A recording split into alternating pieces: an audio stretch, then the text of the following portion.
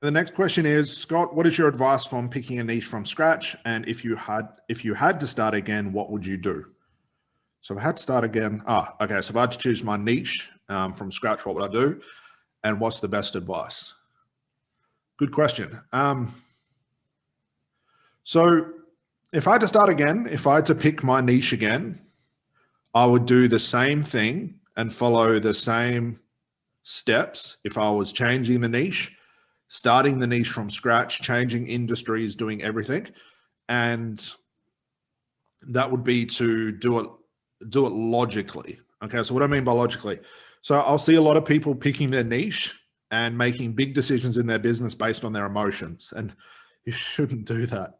And niche is critical because that's where it all really starts. That's where we understand what our clients want, who our clients are, where they are, the economics. Everything stems from the niche, the marketing, the sales, all the way down the line.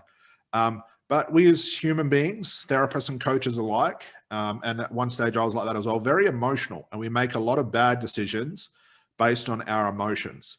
So a lot of people will tell you to pick a niche where your passion is. And while I agree, actually, I don't agree with that at all. I was going to say, while I agree with that to a certain extent, I'll explain what I mean by why I don't agree with that at all. Passion has nothing to do with it. Now, yes, you do have to enjoy the niche. You do have to enjoy working with that type of person. You do have to want to talk about that subject all the time, but you do not want to let your passion blind you. I'm sure you've seen all the ads where people say like, just find your passion and, you know, turn passion into profits. Let's say I have a passion of going to a coffee shop, which I like, and I like to just sit there, decompress, drink a coffee, chill out, not think about anything. I usually do that on a Sunday. That's a passion of mine. I enjoy this, and I'll go out of my way to do this because I get a payoff from it. But just because I enjoy it doesn't mean the niche is going to be profitable. Okay. So the same rules apply. And it's a bit of a weird metaphor, but it really rings true, is the same rules apply with your niche. Just because you're passionate about it, just because maybe you've been through that journey yourself, you've come out the other side, just because you're obsessed with that subject doesn't mean that everybody else in the world is or should be. I cannot tell you how many times I speak to people that I've met 5 years ago, 8 years ago, 10 years ago at certifications and events and online, and they've talked to me. And they've talked to me following their passion, their certain type of subject or niche in the industry that wasn't working then. Then I catch up with them 5 years later and they're still trying to push this thing. Like they're still trying to make this niche work. They're still trying to push this passion. But the only thing that's different is now they're working a full-time job to support a passion project. So if your goal is to make money, if your goal actually is to not make money, just follow your passion, you sort of forget what I'm saying. But obviously you're here to grow a business. You don't want to get clients. So you've got to be very careful with passion because it does blind us. You've got to do this logically. So like I said, if I was starting again or picking a niche from scratch, I'd go into it logically. I'd look at the data. I'd look at the clusters of people. I'd look at what's hot in the industry right now. I'd try and look at a niche where there's maybe minimal competition.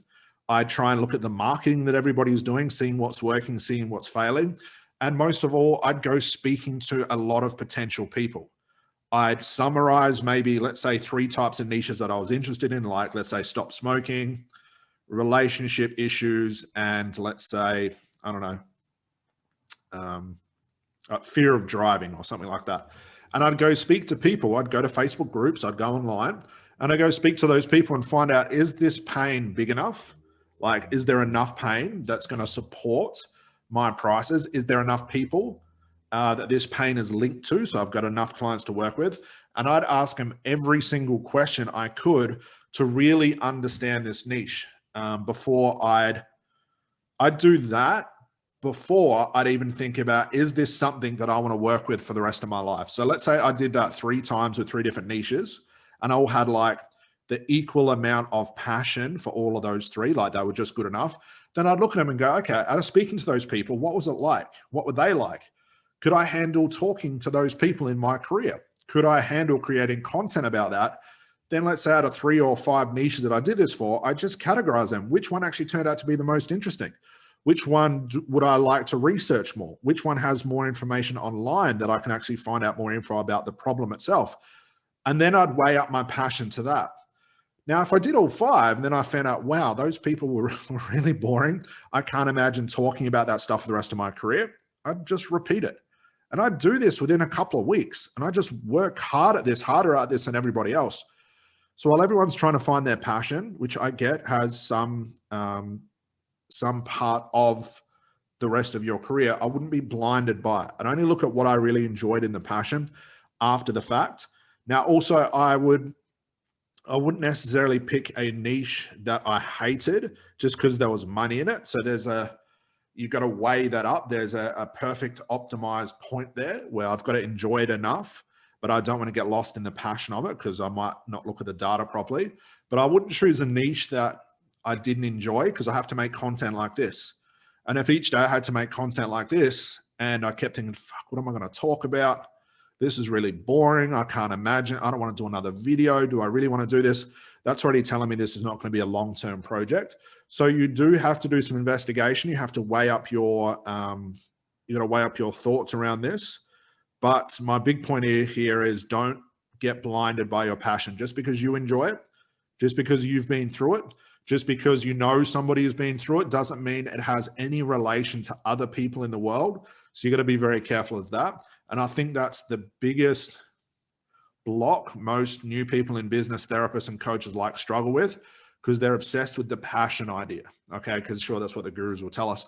But in reality, it doesn't work like that. So that's what I do with that fact. If I was starting again, I'd follow that same thing. Logic first and then emotion. If I was changing the niche, logic, then emotion.